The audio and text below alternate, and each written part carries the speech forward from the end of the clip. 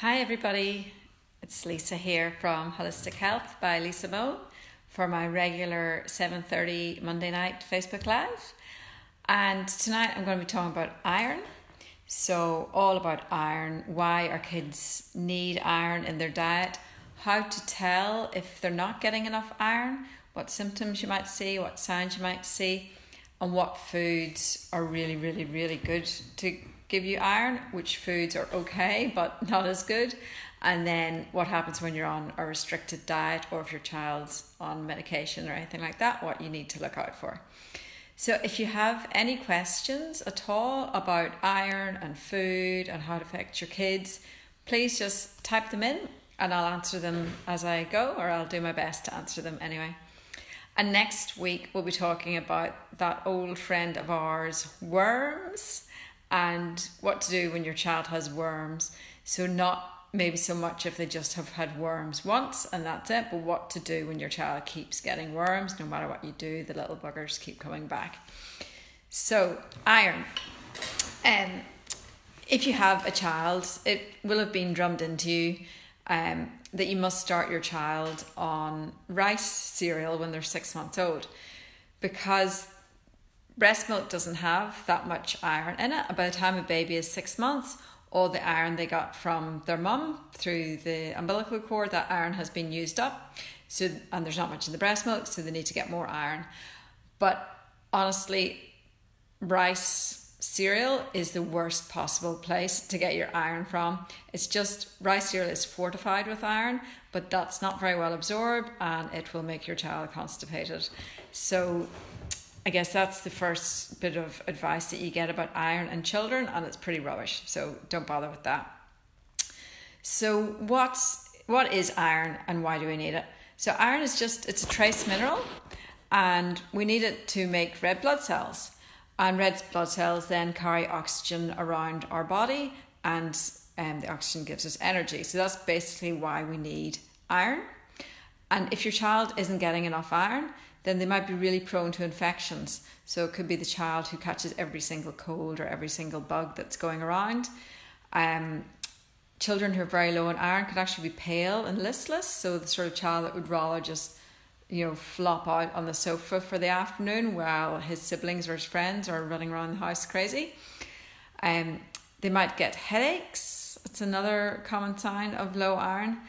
And they might not have a good appetite, because if you don't have enough iron, then it actually reduces your appetite as well, which then leads to a vicious cycle, because then you don't want to eat the foods which contain iron.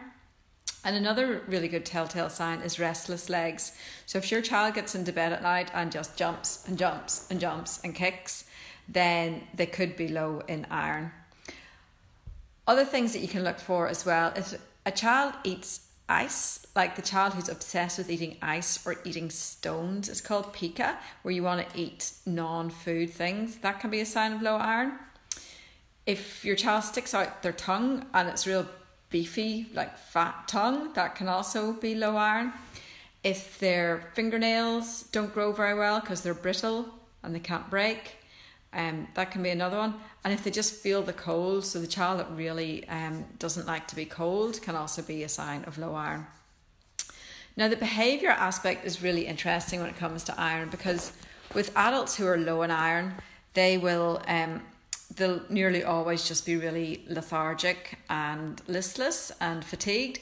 But children who are low in iron, they can really do their best to try and stay awake, because they're feeling tired but they don't want to be tired, so they do their best. So they end up being hyperactive and they really just run until at the end of the day they fall in a heap and fall asleep. So that can be another sign of low iron.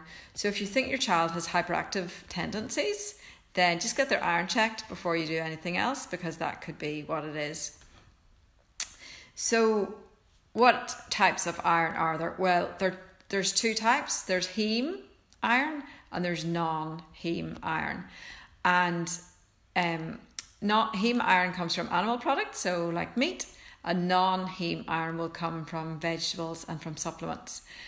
And heme iron is the best for your body. It's the one that your body can most easily use, whereas non-heme iron needs a little bit of help. It's not as readily available for your body to use, and you really need vitamin C with non-heme iron to make sure your body can absorb it. However, just to complicate things, meat, although we say heme iron comes from meat, meat is actually half heme, half non-heme.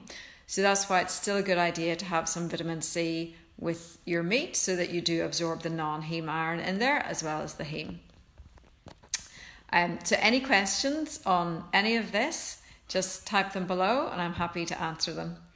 So one of my absolute favourite iron sources is liver. And if you've heard me talk before, you might have heard me talk about liver because it's so rich in nutrients like iron that it's just an easy way. It doesn't sound easy, but it's actually a really easy way to get iron into your kids. And my hot tip is to buy liver sausages. So find a butcher that is going to make you sausages that contain about 20% liver, no preservatives, organic sausages, and give your kids those once a week. That is the easiest way to give them a little iron boost once a week. Other ways to get liver into your children is to chop it up in the food processor and throw it into your bolognese. So again, not a lot, maybe 20% or less of the mix, and throw it in. Your kids will never know as long as there's lots of tomato and spices and herbs and everything in there. And then the last idea for liver is to make pate. So make a nice chicken liver pate, freeze it in ice cube trays, and then just pop one out at a time. Just put it on your child's toast instead of Vegemite.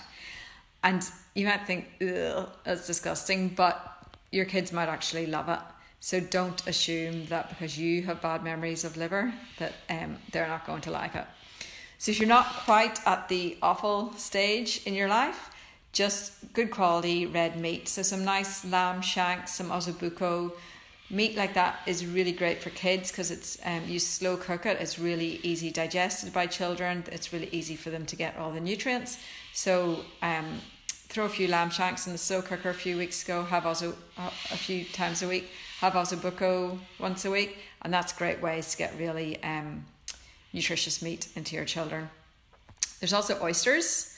My kids do like oysters now I think about it, because we went to Tasmania at Christmas. We went to an oyster farm and we had oysters and they did actually like them. I forgot about that. And the oysters are amazing for zinc. So if your child will eat oysters, then that's a great way to get iron and zinc into your children. And then mussels, again, similar to eggs. If they're kind of adventurous, then they'll take mussels cooked in tomatoes. That can be yummy with some garlic. Or eggs are also pretty good.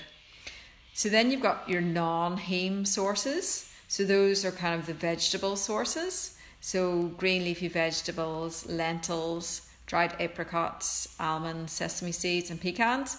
So these do contain iron, but it's very hard for your body to use.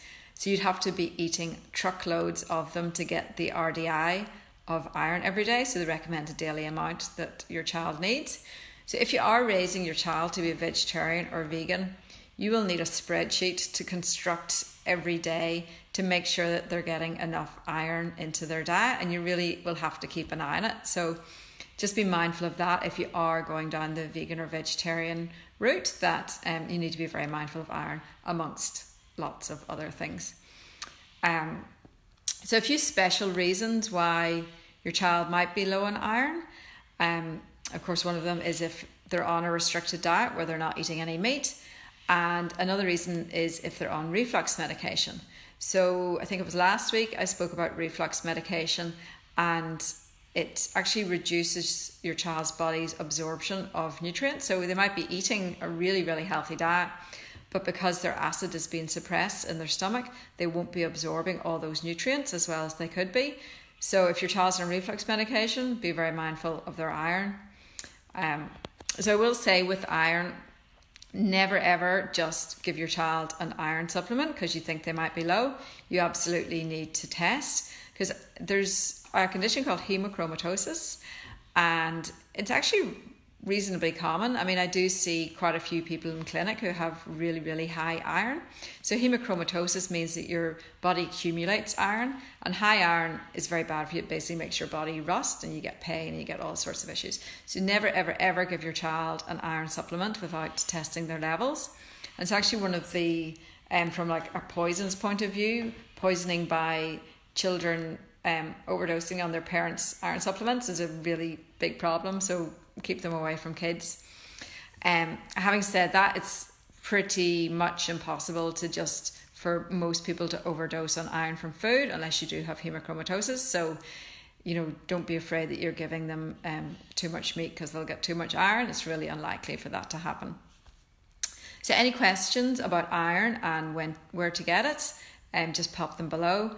If you go on my website and search for iron, you'll see a nice little infographic about the sources of iron. So if you're concerned, you could cut it out and pop that up on your fridge. And as I said, next week we're going to be talking about worms. So what to do when your child has worms that you really can't get rid of.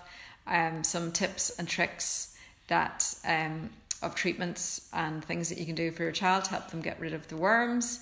And yeah, as always, just later on tonight, if you're watching, just pop the questions below. Thanks for listening. I'll talk to you next week.